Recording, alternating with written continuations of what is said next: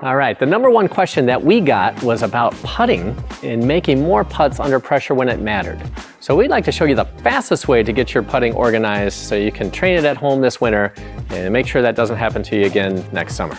So we have a 4-foot ruler and a sleeve of balls. Ben, how are we going to use a 4-foot ruler and a sleeve of balls to help? Well, one of the things that's important when you're hitting short putts is you got to hit the start line, right? So one of the things that this ruler activity is going to do, it's designed to help you hit the start line, and you can do it in the comfort of your own home throughout the winter months. Very good. So we have a hole here at B Golf. Great. Maybe you don't have a hole at home. No big deal. That's why we're going to ask you to use the sleeve of balls. So if you put this sleeve of balls down here, you make you a nice little ramp. So as Ben had alluded to, you're going to have to hit that ball straight to get it up the ruler and off the ramp, if you will. So if you can do this, and you can really start to hit those start lines so you can make more putts under pressure. Boom.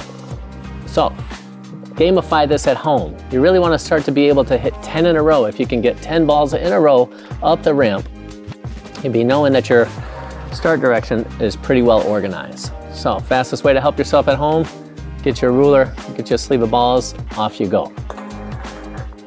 Anything as far as the putting stroke you want to add before we sign off? No, I mean, the other thing that you can do with this ruler, I'd encourage you to maybe make some intentional errors before you try to get 10 in a row down the ruler. So a lot of times what'll happen, if you just go right into the activity and you try to get 10 in a row down that ruler and you're not getting 10 in a row down the ruler, you're not going to know how to help yourself. Right? So we would recommend a calibration system before you go ahead and measure your 10 balls, right? So it would look like this. Ball 1. I'm going to try to intentionally roll the ball off the ruler to the right. Ball 2, you're rolling it intentionally off the ruler to the left. And then ball 3, you go ahead and make it down the ruler. Now, a lot of times what's going to happen as you're doing the calibration is you might try to roll the ball off the ruler to the right. This happens to me a lot. And then the ball will roll all the way down the ruler. If that continues to happen to you, you just found the answer of how to hit your start line more frequently.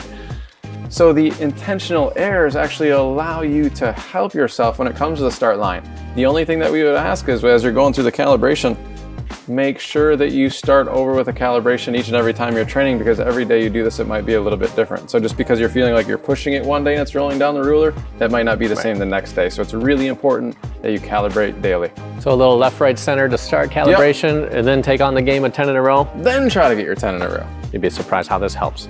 If you have any more questions about your putting, please don't hesitate to reach out.